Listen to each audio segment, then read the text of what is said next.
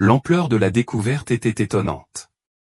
Les experts ont estimé que les restes squelettiques colossaux, maintenant exposés par le retrait des eaux de l'Euphrate, appartenaient à une créature qui ne ressemble à rien de ce qui a été enregistré dans l'histoire de l'humanité. Pendant des siècles, le livre de l'Apocalypse a prédit une époque où le grand fleuve Euphrate s'assécherait, ouvrant la voie à une série d'événements qui bouleverseraient le monde. Beaucoup ont rejeté cette prophétie comme étant un simple symbolisme.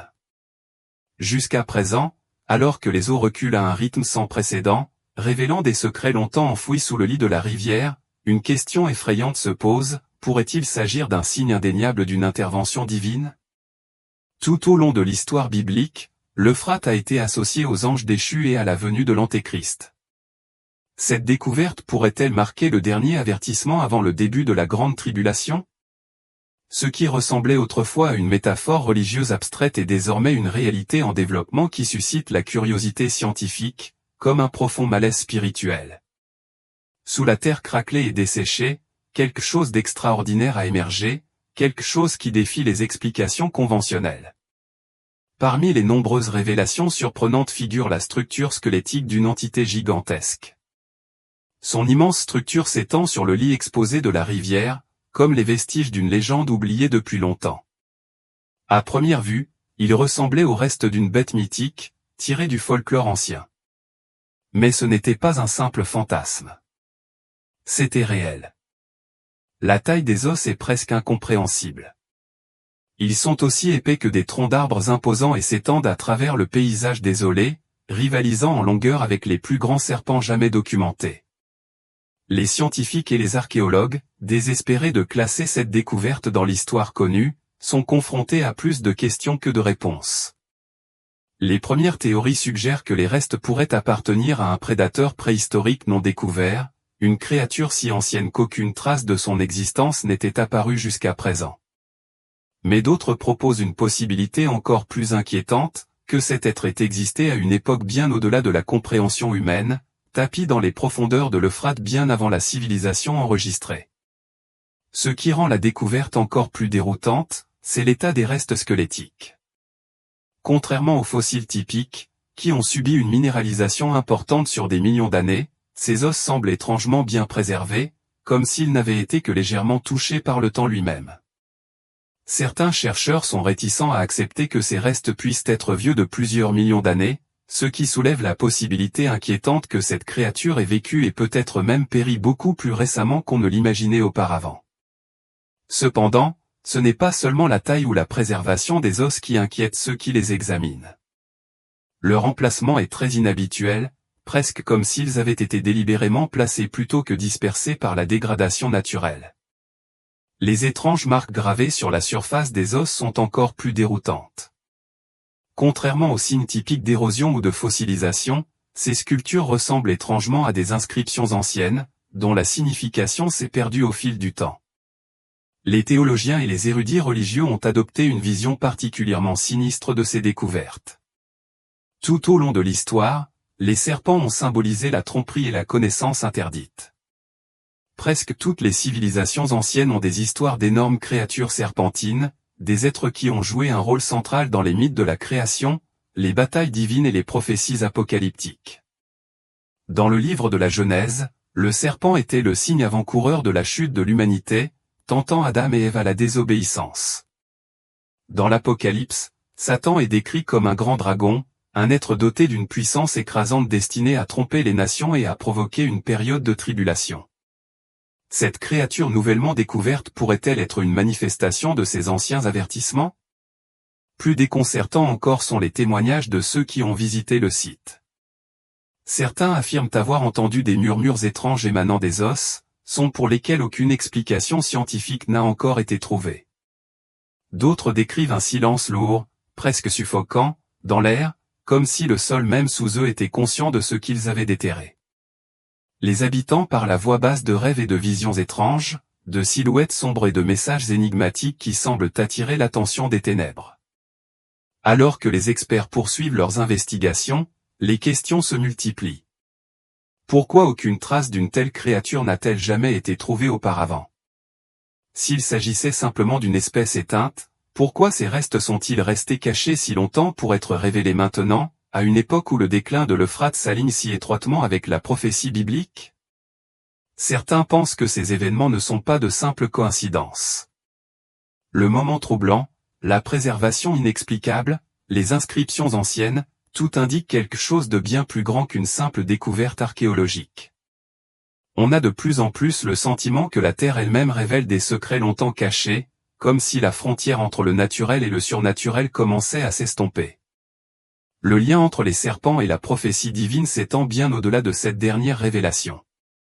À l'époque de Moïse, les serpents étaient des agents de destruction et des symboles de rédemption.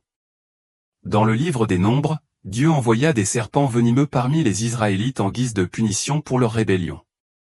Cependant, ceux qui virent le serpent de bronze soulevé par Moïse furent miraculeusement guéris, préfiguration paradoxale du sacrifice éventuel du Christ.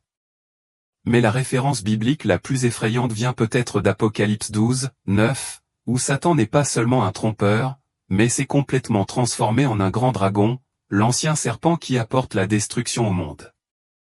Si cette découverte est plus qu'une simple anomalie, si elle est effectivement liée à des prophéties qui se déroulent, alors les implications sont profondes et terrifiantes. Cependant, les restes squelettiques ne sont pas la seule découverte extraordinaire dans le lit asséché de la rivière. Alors que l'Euphrate continue de refluer, un autre artefact est sorti de ses profondeurs, qui n'a fait qu'ajouter au sentiment de malaise croissant. Enfouie sous des siècles de limon et de pierre, une ancienne épée a été mise au jour, gravement corrodée mais conservant toujours sa forme formidable.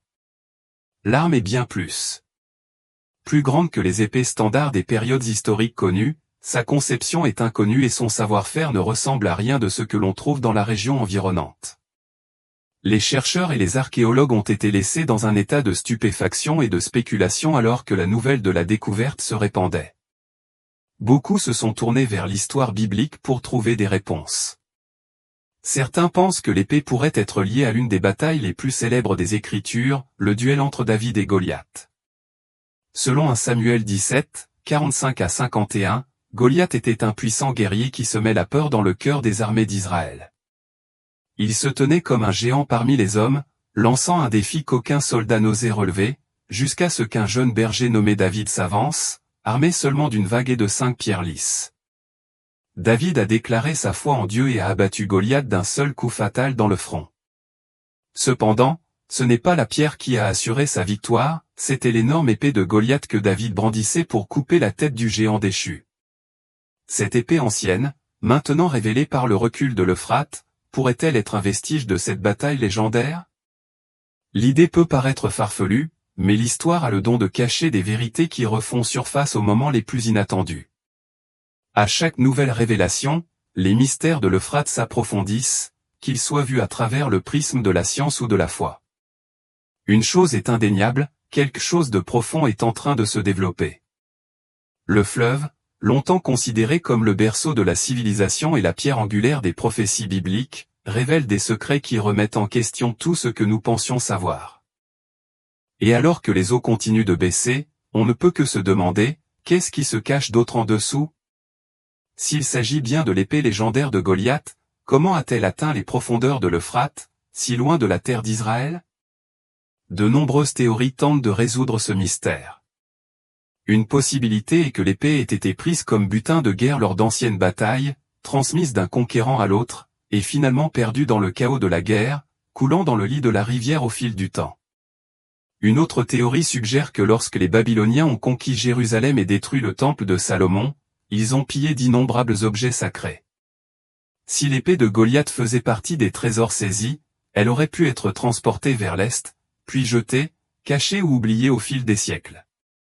Une possibilité plus intrigante est que des prêtres ou des guerriers israélites, craignant la profanation de leurs reliques sacrées, aient délibérément caché l'épée dans un endroit secret, peut-être près de l'Euphrate, un fleuve qui a joué un rôle important dans l'histoire biblique. Au fil des siècles, l'évolution des paysages, les inondations et les forces naturelles l'ont peut-être enfoui profondément sous le lit de la rivière, le préservant jusqu'à sa redécouverte inattendue dans les temps modernes. Mais cette révélation est-elle purement fortuite ou pourrait-elle faire partie d'un plan divin? Le fleuve Euphrate est en train de tarir, un événement mentionné directement dans Apocalypse 16, 12 comme un signe de la fin des temps. L'identité de Goliath lui-même ajoute au mystère. Certains pensent qu'il n'était pas simplement un guerrier géant, mais un descendant des Néphilim, l'un des êtres les plus énigmatiques et controversés décrits dans la Bible. Les découvertes récentes, l'assèchement de l'Euphrate, la découverte d'un énorme squelette de serpent et maintenant l'apparition de cette épée ancienne, sont difficiles à considérer comme un simple hasard. Il pourrait s'agir d'avertissements divins, de signes indiquant que les prophéties bibliques se déroulent sous nos yeux. Nous voulons connaître votre opinion. Ces découvertes ont-elles une signification spirituelle ou sont-elles simplement des vestiges d'une histoire oubliée? Partagez votre point de vue dans les commentaires ci-dessous. Et avant de partir, réfléchissez à ceci, tout au long de la Bible, les anges déchus ont été associés à la corruption de l'humanité, façonnant l'histoire de manière à la fois mystérieuse et catastrophique. Ses origines remontent à Genèse 6, 4, qui dit « Les Néphilim étaient dans le pays à cette époque-là, et aussi après, lorsque les fils de Dieu allèrent vers les filles des hommes et eurent d'elles des enfants. Ils étaient les héros des temps anciens, des hommes célèbres. » Ce passage a déconcerté les théologiens pendant des siècles. De nombreux biblistes interprètent les fils de Dieu comme des êtres angéliques déchus qui ont défié la loi divine, ont pris des épouses humaines et ont donné naissance aux Néphilim, une race de géants possédant une force et une intelligence extraordinaires. Bien qu'on les qualifie de héros d'autrefois, leur héritage n'est pas celui de la justice, mais celui de la destruction et de la corruption.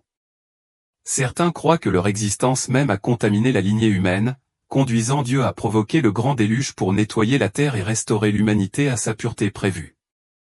Cependant, les Néphilim ne furent pas complètement exterminés. Certains pensent que Goliath, le redoutable guerrier philistin que David a vaincu, est l'un de ses descendants, un vestige survivant de cette lignée corrompue. La Bible fournit une preuve supplémentaire que les géants ont persisté longtemps après l'époque de Noé. Dans Nombre 13, 33, les espions et les Israélites rapportent avoir trouvé les descendants des Néphilim, les Anakim, en Canaan. Plus tard, dans 2 Samuel 21, 15 à 22, David et ses hommes se sont engagés dans une bataille contre d'autres géants de la lignée de Goliath, renforçant ainsi l'idée que sa présence a perduré à travers les générations. La découverte récente d'un énorme squelette de serpent près de l'Euphrate ajoute une autre couche de mystère. Depuis la nuit des temps, le serpent est un symbole de tromperie et de rébellion. Apocalypse 12, 9 décrit Satan comme « le grand dragon », cet ancien serpent appelé diable ou Satan, qui égare le monde entier. Cet immense squelette pourrait-il être lié aux anges déchus qui, selon les textes bibliques, furent jetés et emprisonnés sous l'Euphrate? Certains pensent que ces êtres déchus, connus sous le nom de veilleurs dans le livre d'Enoch, parcouraient autrefois la terre, corrompant l'humanité et transmettant des connaissances interdites. Des textes anciens suggèrent qu'ils ont modifié la création elle-même, produisant des êtres contre nature et monstrueux. Le moment de ces découvertes, coïncidant avec l'assèchement de l'Euphrate, ne fait qu'approfondir le mystère. La prophétie biblique déclare que lorsque cette rivière s'asséchera, des événements monumentaux se produiront, notamment la libération de puissantes entités surnaturelles. Alors que ces anciennes reliques émergent des profondeurs de la rivière, elles nous rappellent de manière obsédante que la bataille spirituelle décrite dans les Écritures n'est pas une simple métaphore, mais une réalité qui se déroule devant nous. Ces découvertes sont-elles annonciatrices de la fin des temps? Si oui, que pourrait-il arriver ensuite? Le monde pourrait bientôt être témoin d'événements dépassant l'entendement humain, alors que des forces oubliées depuis longtemps se réveillent à nouveau. L'Euphrate a toujours été un lieu de prophétie et de rencontres divines. Apocalypse 9, 14-15 offre un avertissement effrayant, libérez les 4 anges qui sont liés par le grand fleuve Euphrate. Ces 4 anges déchus ont non seulement été chassés du ciel, mais ils étaient liés, emprisonnés pendant une période précise de l'histoire, attendant le moment où ils seraient libérés pour provoquer une destruction inimaginable, tuant un tiers de l'humanité. Mais pourquoi l'Euphrate? Cette rivière a toujours été plus qu'un simple repère géographique.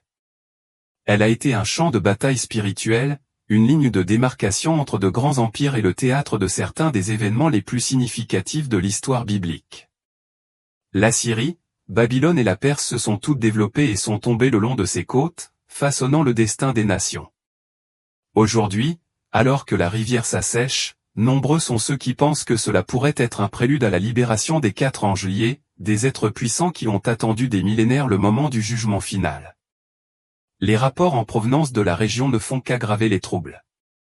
Les voyageurs et les locaux ont parlé d'événements étranges, des chuchotements dans une langue inconnue, des sons étranges capturés sur des enregistrements et un sentiment inébranlable d'être observé.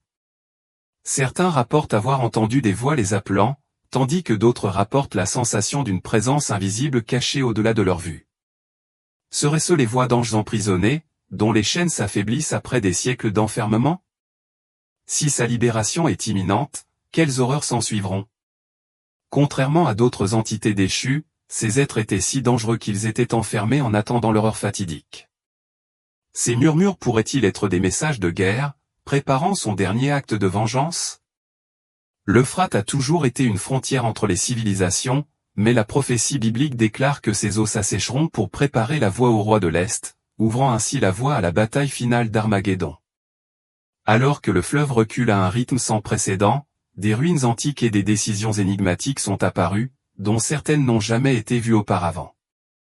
À la spéculation s'ajoute la découverte d'un énorme squelette de serpentine dans le lit asséché de la rivière. Serait-ce une preuve supplémentaire de la corruption opérée par des anges déchus qui ont manipulé la nature elle-même, créant des abominations au-delà de la compréhension humaine? Si ces anges liés sont réellement sur le point d'être libérés, le monde pourrait être au bord d'un événement sans précédent dans l'histoire. Son retour ne sera pas subtil, cela ébranlera les nations, manipulera les dirigeants et plongera l'humanité dans le chaos. Des guerres, des tromperies et des événements surnaturels pourraient s'ensuivre, ouvrant la voie à la montée de l'Antéchrist. La Bible prévient qu'avant le retour du Christ, les forces des ténèbres se lèveront dans une dernière tentative pour prendre le contrôle. L'Antéchrist émergera comme une figure d'une grande influence, offrant de faux espoirs à un monde désespéré. La libération de ces anges pourrait-elle être le catalyseur de cette tromperie finale? La prochaine éclipse totale de lune, communément appelée lune de sang, qui aura lieu le 14 mars ajoute au sentiment d'urgence. Tout au long des Écritures, les lunes de sang ont été liées au jugement divin et à la prophétie de la fin des temps. Le prophète Joël a déclaré, « Le soleil se transformera en ténèbres et la lune en sang avant que vienne le jour grand et terrible du Seigneur » Joël 2, 31.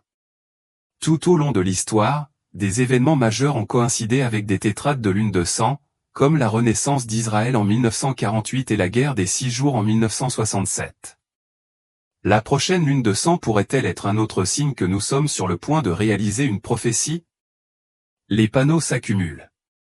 La question est, sommes-nous attentifs? La lune de sang du 14 mars pourrait-elle être un autre maillon crucial d'une chaîne prophétique se déroulant sous nos yeux? Ce qui rend cet événement céleste encore plus énigmatique est son étrange lien avec de récentes découvertes inquiétantes. Le fleuve Euphrate, l'un des sites les plus importants dans les prophéties bibliques, s'assèche à un rythme alarmant. Dans Apocalypse 16h12 il est écrit, « Le 6e ange versa sa coupe sur le grand fleuve Euphrate, et ses eaux tarirent pour préparer le chemin au roi d'Orient. » Pendant des siècles, beaucoup ont interprété cette prophétie de manière métaphorique, estimant qu'elle symbolisait un bouleversement futur. Cependant, aujourd'hui, alors que le fleuve recule, le monde est témoin d'une transformation sans précédent, une transformation qui s'aligne étrangement sur les écritures anciennes. L'Euphrate, autrefois une bouée de sauvetage pour les grandes civilisations, est aujourd'hui en train de disparaître, révélant des mystères enfouis depuis longtemps qui défient toute explication. Mais l'Euphrate n'est pas le seul fleuve à subir des changements spectaculaires. L'Amazonie connaît également une sécheresse sans précédent qui provoque des dégâts considérables. Parmi les découvertes macabres figurent 10 restes humains, dont 5 ne sont que de simples crânes, tandis que les 5 autres sont des cadavres sans tête. Que pourrait signifier ce schéma inquiétant? Chaque jour qui passe, ce qui était autrefois considéré comme une ancienne légende semble se matérialiser sous nos yeux. Nous pourrions être sur le point d'assister à un signe des temps extraordinaires, révélateur d'un mystère prophétique. L'assèchement rapide de l'Euphrate est l'un des événements les plus fascinants et mystérieux de notre époque. Ce fleuve, vénéré pour son importance historique et spirituelle, est depuis longtemps lié aux prophéties bibliques. À mesure que les eaux se retirent, elles révèlent d'étonnants secrets, des secrets qui ébranlent les fondements même de ce que nous pensions savoir. Parmi les découvertes récentes se trouve une ancienne épée aux proportions colossales, ne ressemblant à aucune arme connue dans la région, corrodée par le temps mais toujours imposante par son ampleur. Cette relique a dérouté les historiens et les archéologues. La grande taille de l'épée défie les attentes conventionnelles, générant des chuchotements et des spéculations. Serait-ce l'épée légendaire de Goliath? Vestige du passé ou annonciateur du futur? La nouvelle de la découverte s'est répandue rapidement, suscitant un vif intérêt parmi les biblistes. La taille impressionnante de l'arme, combinée à son emplacement inattendu sous l'Euphrate, a déclenché une tempête de débats. D'après le récit biblique de 1 Samuel 17, 45 à 51, le géant philistin Goliath terrorisait l'armée israélienne, défiant n'importe quel homme de l'affronter en combat singulier. Tandis que les guerriers expérimentés se recroquevillaient de peur, un jeune berger nommé David s'avança, armé uniquement d'une fronde et de 5 pierres lisses. Avec une précision divine, il frappa Goliath au front, le renversant instantanément. Mais David ne s'est pas arrêté là.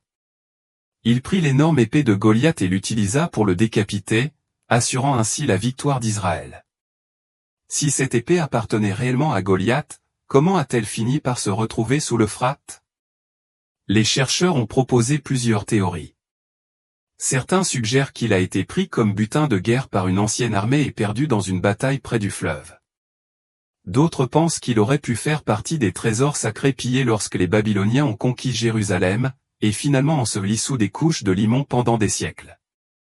Mais son apparition soudaine à ce moment précis pourrait-elle être plus qu'une simple coïncidence? Une rivière qui révèle ses secrets à ce moment crucial. Les secrets, alors que l'Euphrate continue de reculer, révèlent bien plus que des artefacts. Il expose un passé inquiétant qui semble murmurer des avertissements au présent. Sous le lit asséché de la rivière, des grottes et des tunnels récemment découverts abritent des sculptures plus étranges et surnaturelles de figures allongées, d'expressions obsédantes et de symboles énigmatiques.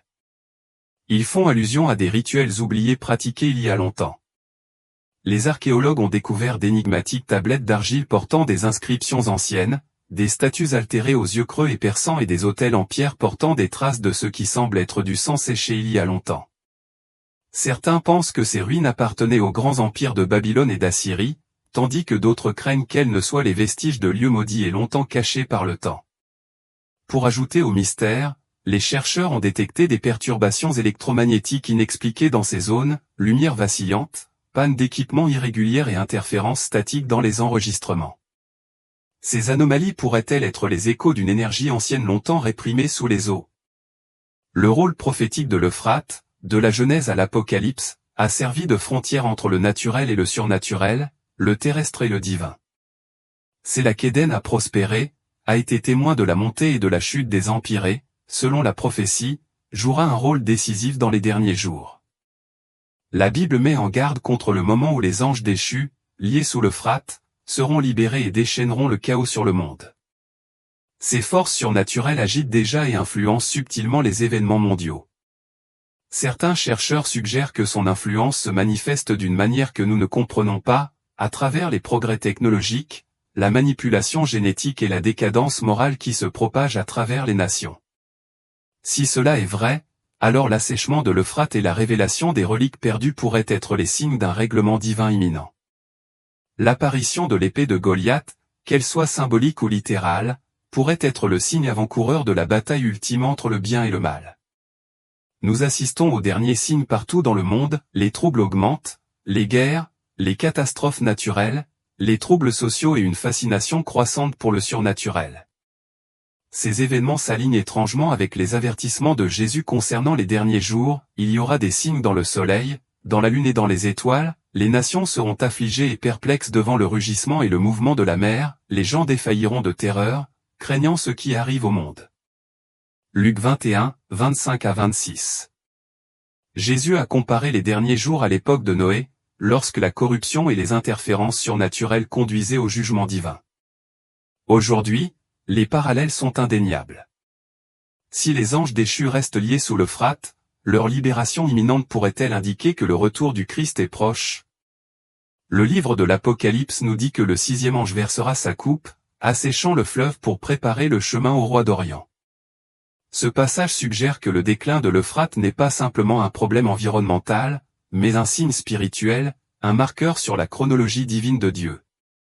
Cependant, comme le prévient 2 Pierre 3, 3-4, les sceptiques rejetteront ces signes en déclarant « D'où cela vient-il » Il a promis que, depuis la mort de nos ancêtres, tout continue comme depuis le début de la création. Cependant, pour ceux qui ont des yeux pour voir, les éléments de la prophétie se mettent en place. La résurgence d'objets anciens, la découverte de civilisations perdues et le chaos croissant dans le monde indiquent que nous approchons d'un moment culminant de l'histoire. La dernière question, êtes-vous prêts? Si nous croyons vraiment que la Bible est la parole de Dieu, nous ne pouvons alors ignorer la signification de ces événements qui se déroulent. Nous pourrions être au seuil d'événements qui mèneront au retour du Christ. Les signes sont partout autour de nous et deviennent de plus en plus évidents chaque jour qui passe. Ce qui était autrefois considéré comme une légende surgit désormais de la poussière de l'histoire, offrant un aperçu d'une réalité bien plus profonde que nous ne l'avions jamais imaginée. Les Écritures promettent que le plan de Dieu se réalisera. La seule question qui reste est la suivante, sommes-nous préparés à ce qui s'en vient?